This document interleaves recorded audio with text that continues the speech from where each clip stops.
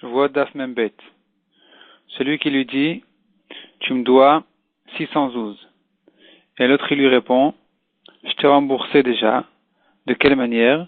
Je t'ai donné 100 kavim, donc 100 mesures de noix de Galles, de afatim, qui veut dire noix de Galles, avec lesquelles on travaille les peaux. Et chaque cave, il coûtait 6 zouz. Ça fait en tout 100 fois 6, 600. Et l'autre, il lui a amené deux édimes qui disaient que les noix de Galles coûtaient 4 zouz et pas 6. Ça fait 400. Donc même d'après lui, il n'a remboursé que 400. Il est considéré, il se retrouve donc comme un menteur, le lové, celui qui a emprunté, et donc il doit tout rembourser, toute la dette. Deuxième sujet du DAF, celui qui vient avec un shtar, qu'un tel lui doit de l'argent. Et l'autre, il lui dit, je t'ai remboursé. Voilà, j'ai des dîmes, comme on verra par la suite, j'ai des dîmes que je t'ai remboursé. Et celui qui tient le shtar, il lui dit, effectivement, tu m'as remboursé, mais ce que tu m'as remboursé, c'est une autre dette, c'est pas celle-là.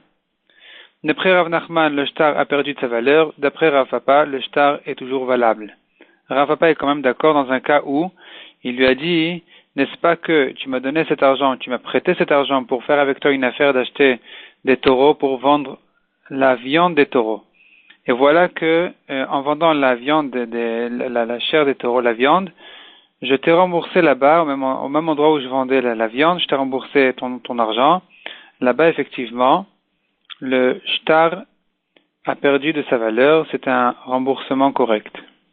L'alacha dit la Gemara est comme Rav Nachman que le shtar a perdu de sa valeur, et ça c'est à condition qu'il ait remboursé devant deux édim, mais s'il a remboursé sans édim, le malvé qui tient le shtar, il est néhéman de dire qu'il n'a pas été remboursé sur cette dette-là mais sur une autre, migo, puisqu'il aurait pu dire, il aurait pu nier complètement le remboursement.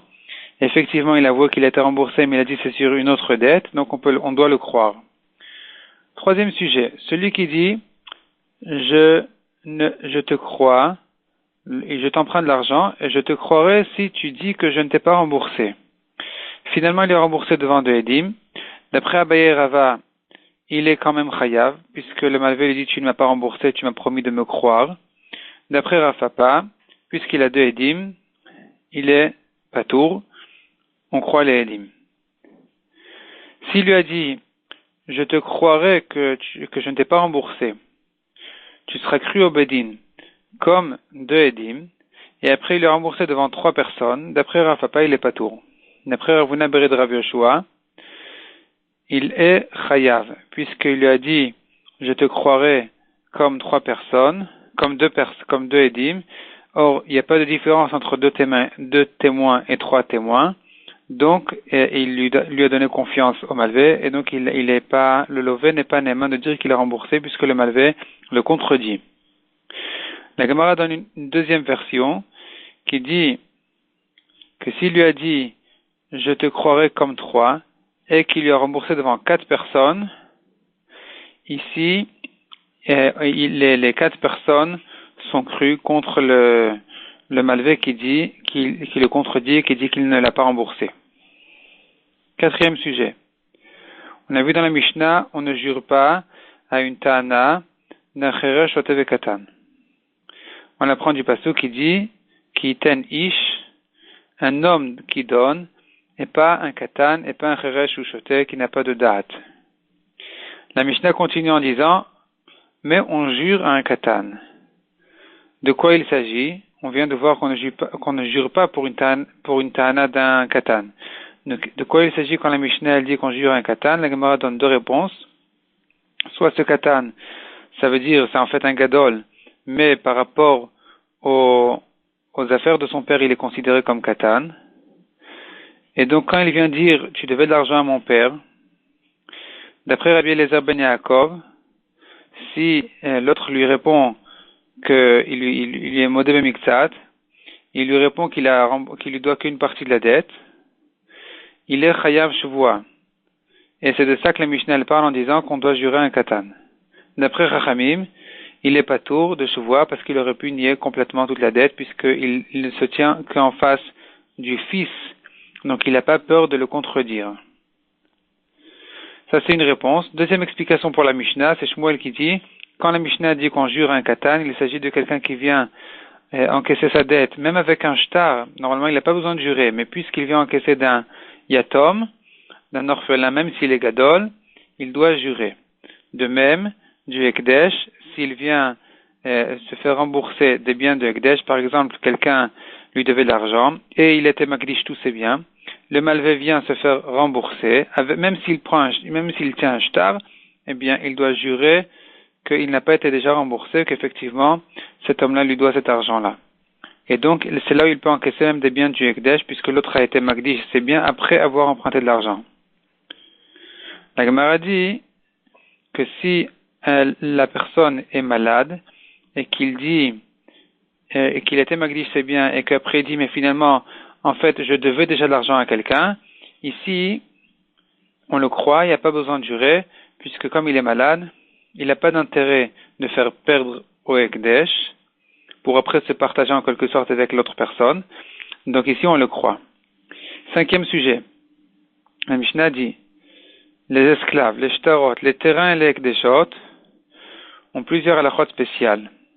Premièrement, on ne jure pas sur toutes ces choses-là. Donc, s'il était modèle miktsat, par exemple, il lui a dit, et si, par exemple, il a un shtar contre lui, et le lové, il lui avoue qu'une partie de la dette, là, il n'est pas chayav de shuvoa, de même pour toutes les autres choses, les avadim, les shtarot, les kakot et les ekdeshot, on n'est pas chayav de shuvoa là-dessus, minatora, que shuvoa teset midrabanan. Deuxième halakha, le voleur, qui a volé par exemple un esclave, ou un bien de Ekdesh, il n'a pas besoin de rembourser le double. S'il vole à un homme simple, il doit rembourser le double du vol, tashlume kefel, et si d'ailleurs il a volé un taureau ou un agneau et après il a fait la shrita où il a vendu, il doit rembourser 4 ou 5 fois plus. Mais si ça appartient au Ekdesh, eh bien, il n'a pas besoin de payer les doubles, les 4 et les 5. Il ne doit rendre que le capital. Troisième halakha, si c'est un shomer qui gardait des biens, par exemple du Ekdesh, ou qui gardait un karka, ou qui gardait un esclave, il est patour de chevois en cas, par exemple, un shomer chinam qui doit jurer qu'il y a eu un honnête pour être patour. Ici, il n'a pas besoin de jurer. Un shomer sachar qui était payé pour sa garde, il est aussi patour de rembourser s'il s'est passé quelque chose, si le bien a été endommagé dans ces 4 cas-là. D'après Rabbi Shimon, il y a une différence entre un Ekdesh qui se trouve sous la responsabilité de la personne. En cas de vol ou quoi, il doit rembourser au Ekdesh. Dans ce cas-là, c'est considéré comme un bien personnel et pas du Ekdesh sur lequel on jure. Mais si c'est un Ekdesh où il n'a pas de responsabilité là-dessus, effectivement, ça garde les principes habituels du Ekdesh où on n'est pas chayav de shuvoa là-dessus.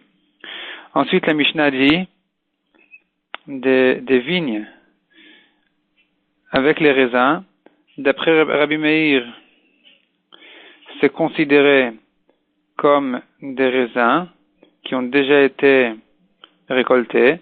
Et donc, on est chayav là-dessus une shuvoa, tandis que d'après Chachamim, c'est considéré comme le karka, comme le terrain même, puisque c'est encore mechoubar la karka, ça n'a pas encore été récolté. Donc, d'après Chachamim, on n'est pas chayav de shuvoa là-dessus, on verra dans la Gemara l'explication. Sixième sujet. La Mishnah dit, on ne jure pas sur quelque chose qui n'a pas de mesure. Par exemple, il lui dit, tu me dois un porte-monnaie plein d'argent, et l'autre, il lui dit, je ne sais pas combien il y avait dedans, mais ce qu'il y avait dedans, je te l'ai remboursé, le voilà. Je te l'ai remboursé, prends-le. Il est pas tour, puisqu'on ne connaît pas exactement la somme de la dette.